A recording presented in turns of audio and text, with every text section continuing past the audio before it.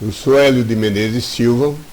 Veremos agora 15 visões surpreendentemente católicas de João Calvino. Isso é, coisas de João Calvino, palavras dele mesmo, que vão surpreender mesmo a muitos calvinistas, muitos presbiterianos calvinistas, muitos reformados, e muitos nem suspeitariam e ficarão assombrados de saber que Calvino ensinou isso. Isso foi postado por David Armstrong. Suponho que foi no autor. Ele não dá o nome do autor, e suponho que foi ele. João Calvino foi, indiscutivelmente, ainda mais influente na história do protestantismo subsequente do que o seu fundador, Martinho Lutero. Isso é, o primeiro reformador é tido como Martinho Lutero, mas João Calvino supera em muito a influência de Martinho Lutero. E ele teve muitas crenças tradicionais católicas, literal ou substancialmente católicas. E certas duas últimas, todas as citações que vamos fazer foram tiradas de seu trabalho por excelência, a obra-prima que retrata o pensamento de Calvino, são as institutas, ou as instituições da religião cristã, conforme eu traduzi, conforme foi traduzido do latim e do francês para o inglês por Henry Beveridge em 1845. Primeira grande surpresa que nos assombrará: Calvino achava que a igreja tinha o poder de excomunhão, não só no sentido de tirar da comunhão da igreja, como no sentido muito pior, que tiraria, se estivesse excomungado da igreja, não iria para o céu. Vou citar as palavras exatas de Calvino: a igreja liga ou amarra a quem ela excomunga, não mergulhando na eterna ruína e desespero, mas condenando a sua vida e boas maneiras e advertendo-o de que, a menos que ele se arrependa, ele está condenado. Estou enfatizando, mas são as palavras de Calvino, eu estou apenas pondo ênfase. Ele diz que a menos, vamos dar um exemplo, se uma pessoa hoje dissesse aos quatro ventos e com muita ênfase dentro de uma igreja reformada que o batismo tem que ser do adulto, tem que ser por imersão, por submersão, e chamasse de herege quem fizesse batismo de criança, chamasse de herege quem fizesse batismo por aspersão, e causasse um grande problema dentro de uma igreja presbiteriana renovada, reformada, e a igreja o expulsasse.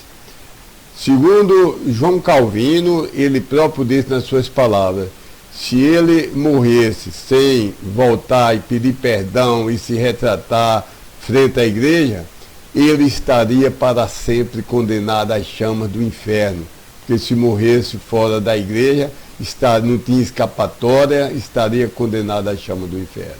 Isso está nas Instituições, volume 4, 11, parágrafo 2. Segunda coisa que é assombrosa: Calvino acreditava que não havia salvação fora da igreja. Vou repetir, Calvino vai dizer com as palavras dele que não há salvação fora da igreja. Palavras de Calvino: além dos limites da igreja, ou fora dos limites da igreja, poderia ser a tradução, não se pode esperar perdão dos pecados, nenhuma salvação. Isso é assombroso. Então, o crente que creu em Jesus Cristo, o aceitou como seu Salvador, mas por circunstância da vida, por falha dele, não se associou a uma igreja, ou a igreja que Calvino considera a verdadeira. Calvino está dizendo que se ele não se associou a uma igreja, não tem salvação para ele. Então quem salva é a igreja? E isso está dito novamente, palavras de Calvino, escritas por ele, no volume 4 das Institutas, 1 e parágrafo 4. Terceira coisa, Calvino ensinou que a comunhão semanal era a frequência mínima admissível. Então seria uma anomalia, ou até uma heresia, passar mais de uma semana sem ter a ceia do Senhor. Então, palavra dele. O sacramento pode ser celebrado da maneira mais louvável se for distribuído à igreja com muita frequência, pelo menos uma vez por semana. Então, o ideal talvez fosse diariamente. Isso é a visão católica. Está nas Institutas, volume 4, 1743. Quarta, Calvino, pasme, acreditava na superioridade e autoridade de São Pedro como líder dos apóstolos. Então, a palavra dele: não há Senado sem cônsul, o presidente do Senado. Não há banco de juízes sem presidente, isso é, o Supremo Tribunal Federal, o Supremo Tribunal de Justiça, tem um presidente, a lógica dele. O chanceler. Não há faculdade sem reitor, não há empresa sem dono. Assim, portanto, não haveria absurdo se confessássemos que os apóstolos haviam conferido tal primazia a Pedro. Então, isso é doutrina católica. Eu fui católico 14 anos. O padre Serrão, lá da igreja da Guia, em Campina Grande, fez tudo com minha mãe para eu ser seminarista. E ele tinha aulas lá e ensinou tudo isso. Também era obrigatório o ensino de religião por um padre lá no colégio. E estudei com um jesuíta, o chamado Padre Maia.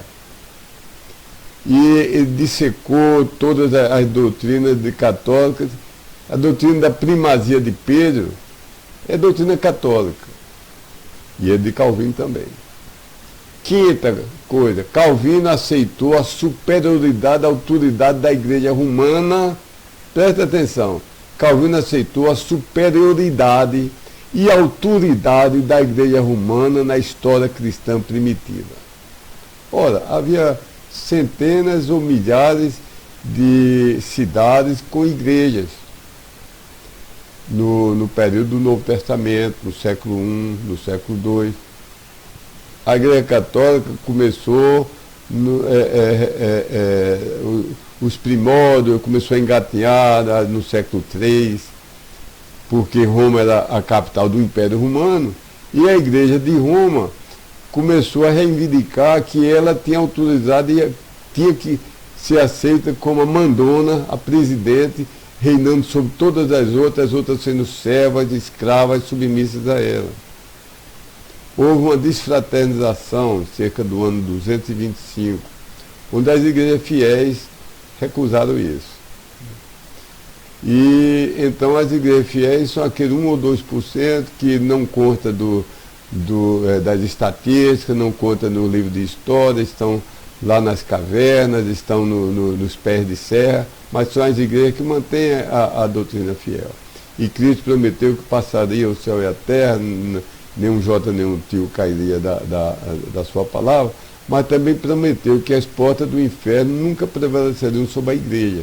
Então sempre houve igrejas verdadeiras. Não a igreja católica, ela foi a inimiga das igrejas verdadeiras. Mas olha o que Calvino diz, palavras de Calvino.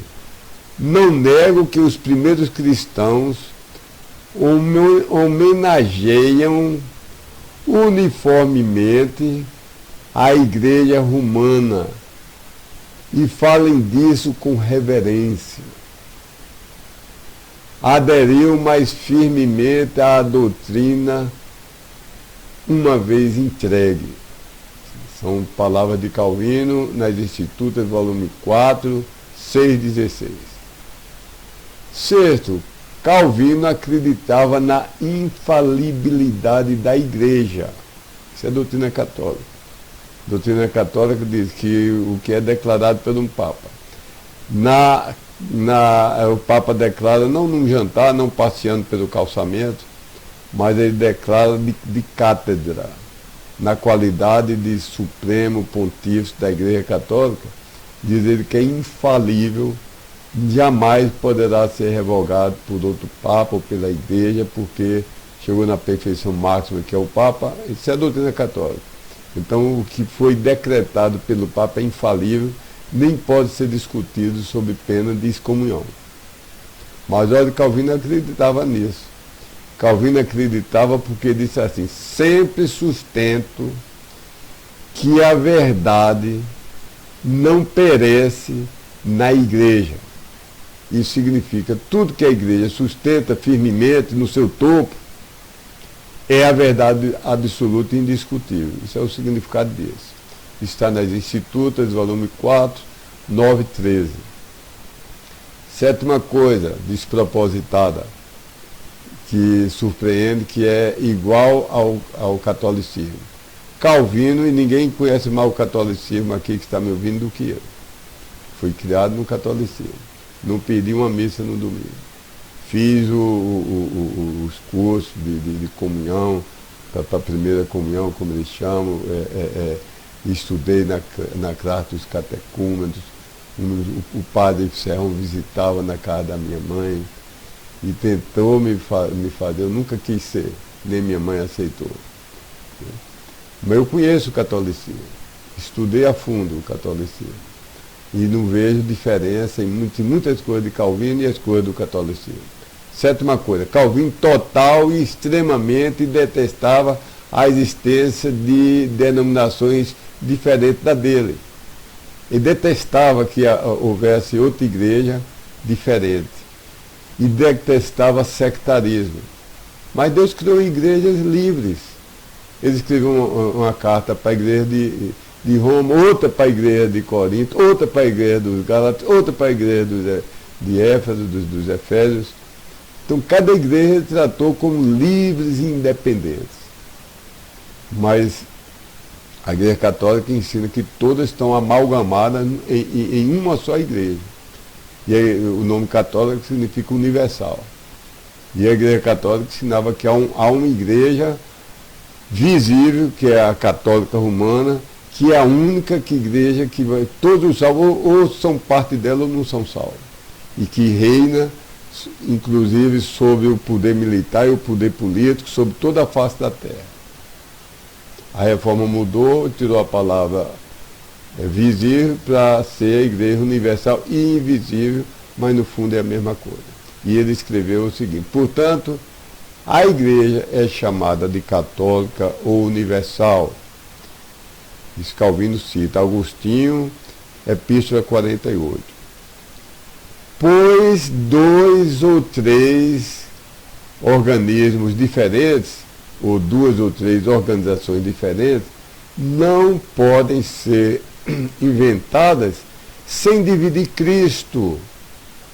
Isso é impossível.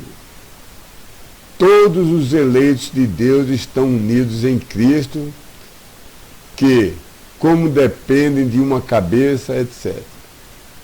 Então aqui está ensinando que, da mesma maneira que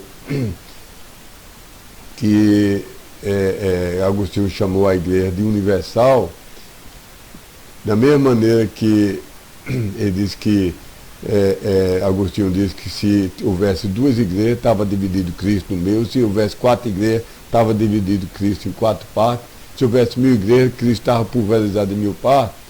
Então ele diz que, como Cristo é um só, as igrejas são uma só, e submissas a Roma. Calvino ensinou isso, só que ao invés de estar submissa a Roma, estava submissa à igreja de Genebra. Ao invés de estar submissa ao Papa, estava submissa no tempo dele ao Papa de Genebra, que era Calvino. A palavra dele tinha poder de vida ou de morte. E ele mandava no poder político e no poder militar. Continuando a palavra dele, deixa eu repetir tudo aqui, que eu me entusiasmei e saí das palavras dele. Deixa eu repetir. Portanto, a igreja é chamada católica universal, como foi chamada por Agostinho na Epístola 48, pois 2 ou 3 organismos não podem ser inventados sem dividir Cristo. Isso é impossível. Todos os eleitos de Deus estão unidos em Cristo, que, como depende de uma cabeça, isso está novamente no volume 4 das Institutas 1, 2. Oitava coisa que para mim é absurdamente católica, Calvino ensinou que os sacramentos, faz no parênteses, a Bíblia fala em 2 ordenanças. A ceia, que é memorial, uma ordenança não confere salvação, nem aperfeiçoa a salvação, nem conserva a salvação, nem dá mais graça, nem concede nenhum benefício espiritual celestial. A ordenança, cumpre as ordenanças de Deus, porque são ordenanças, são ordem de Deus. Eu uso aliança não para ser casado, mas porque eu sou casado e tenho orgulho de mostrar que eu sou casado. Mas com aliança ou sem aliança, eu sou casado da mesma maneira, eu amo a minha esposa. Então, os sacramentos são meros memoriais. Deus deixou a ceia e o batismo, a submersão nas águas.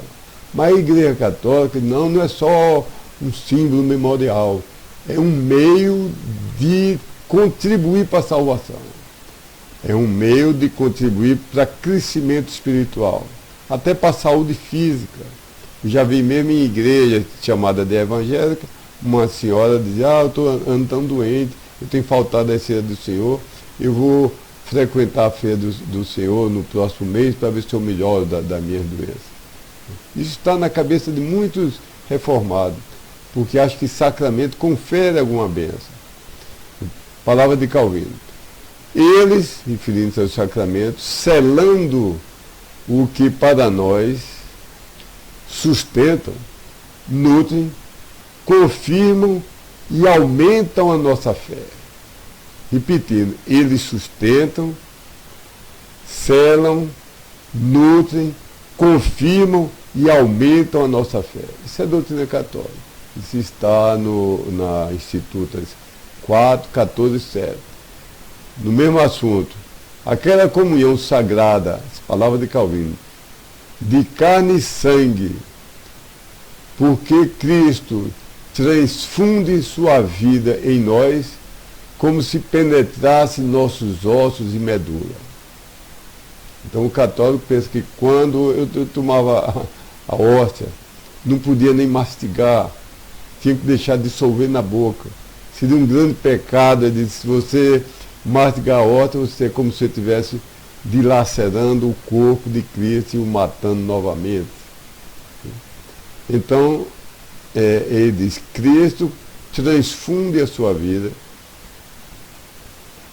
e penetra nossos ossos e medula. Isso é doutrina católica, Instituto 4, 17 e 10, que é volume 4 e 17 e 10. Calvino ensinou que havia um lugar sagrado e santo de religiosidade. Ele diz assim, Deus desce até nós, se referindo à igreja, para que Ele esteja perto de nós. E ainda assim não muda de lugar, nem nos afeta por meios terrenos, mas sim nos elevar para a sua própria glória celestial. Isso é doutrina católica. Diz, olha, aqui é um lugar santo. Tenha cuidado, limpe seus pés antes de entrar aqui na igreja. Lá fora pode fazer o que quiser, mas aqui é um lugar santo. Essa idolatria por lugar, isso são dos gentios, das seitas idólatras. O católico, ele reza aqui para a Nossa Senhora Aparecida, aqui na casa dele, mas tem uma que é superior, que é a igreja Nossa Senhora Aparecida na cidade. E se ele tiver dinheiro, vai para a igreja Nossa Senhora Aparecida, lá em Aparecida de São Paulo. Então, por que você pergunta ele, por que não pede a sua senhora aqui? Não, mas lá é mais forte o lugar, lá é mais santo. Então essa ideia de que há locais santos, o cemitério católico é um local santo, a igreja é um local santo, e que até os demônios, os vampiros têm medo de entrar. que a gente vê essas coisas nos filmes, e que você tem água benta, e tem bala de prata, e alho para espantar vampiros. E são coisas do catolicismo, que há locais, coisas, objetos, pessoas mais santas do que outras. Décima, Calvino acreditava que os seres humanos poderiam ser distribuidores, isso é, receber e distribuir, recebia e distribuir, vou dar a você, não vou dar a você. Calvino acreditava que os seres humanos poderiam ser os mediadores da salvação. Eu sei que aqui, quando havia aquelas secas bem grandes, quando eu era ainda menino, então vinham doações de crentes lá dos Estados Unidos e eram distribuídas por certas pessoas, às vezes o padre, às vezes o prefeito. Ou vinha verba do governo federal para salvar as pessoas da fome, da seca. Então levavam caminhões, vagões de trem com gêneros alimentícios e havia uma pessoa que distribuía. Então, Calvino acreditava que havia seres humanos que eram distribuidores ou mediadores da salvação. Palavras de Calvino foram essas. Em várias passagens, ele, se referindo a São Paulo, atribuiu a si mesmo a esfera de poder de conceder salvação. Em várias passagens, ele, São Paulo, atribuiu a si mesmo a esfera de conceder salvação. E Calvino alega 1 Coríntios 3,9. 1 Coríntios 3,9 não diz que Paulo é intermediário. A Bíblia diz, em 1 Timóteo, que há um só mediador entre Deus e os homens, que é Cristo Jesus, homem. Isso aqui são palavras de Calvino, no volume 4 das Institutas, 1:6. 11ª, 11. Calvino aparentemente aceitou a noção de regeneração batismal. Talvez não esteja ao máximo claramente, mas deixa-te ver que ele aceitou que a pessoa era salvo através do batismo. Palavra de Calvino. Não estou sendo dogmático, mas veja como parece. Palavra de Calvino.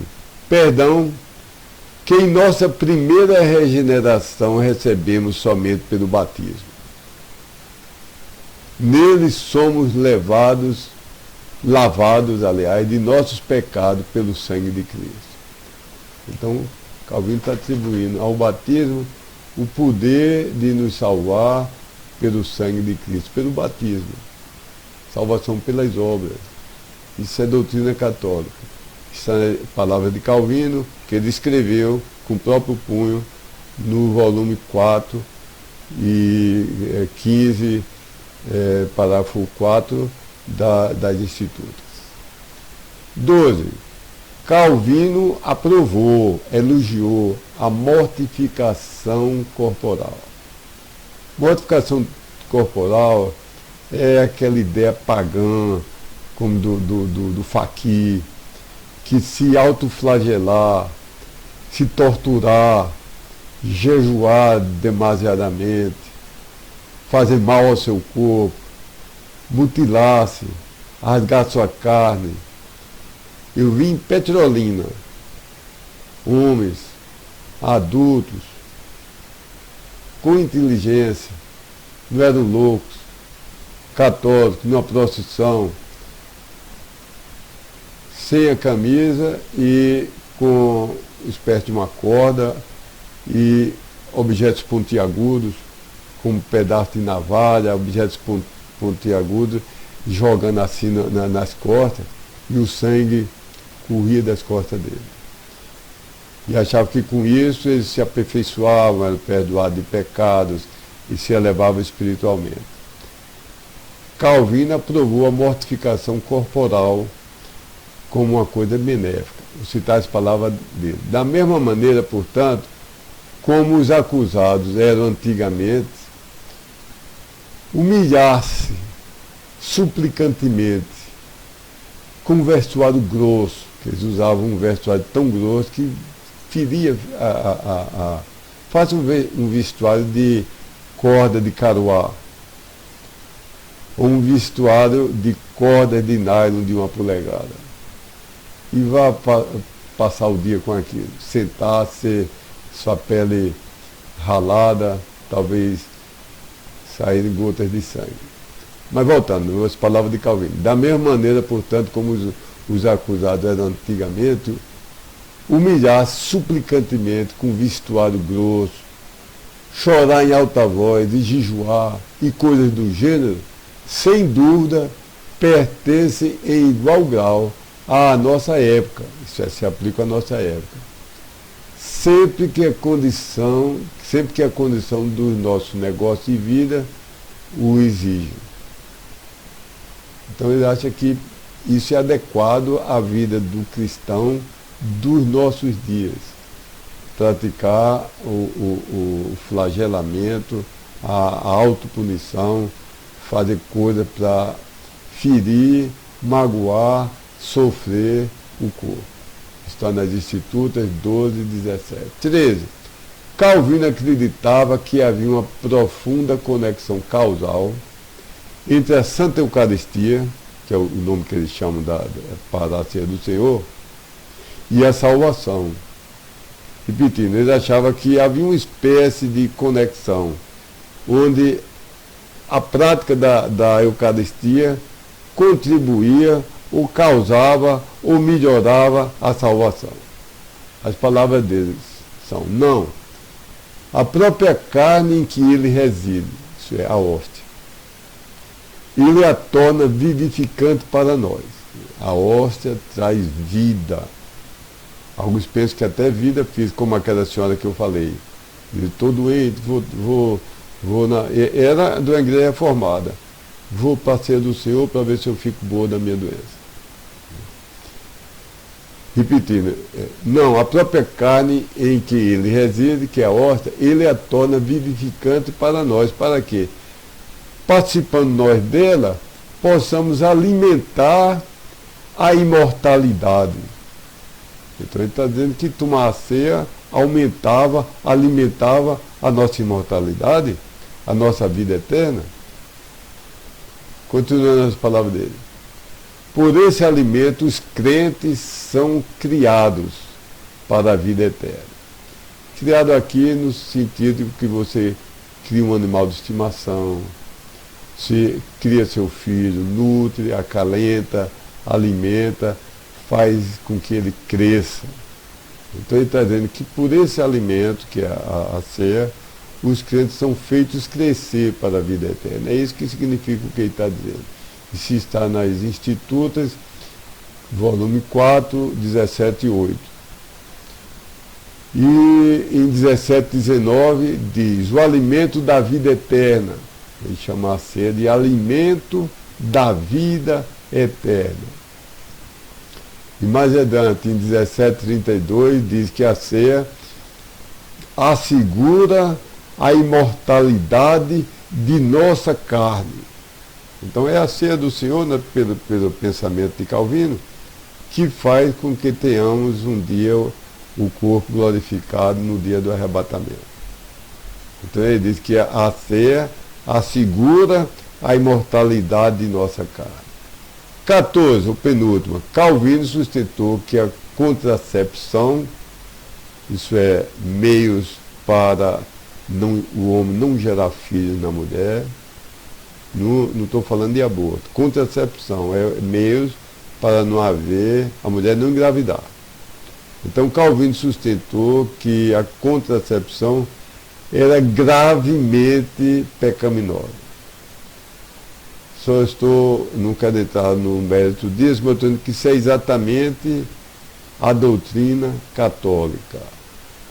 O católico diz e ensina que a única maneira aceitável a Deus para a família durante algum tempo, um tempo de guerra, um tempo de penúria, de seca, de penúria econômica, de doença, e quiser passar 3, 4, 5, 6 anos adiando os filhos sem ter filho, o católico diz que a única maneira é não ter relação.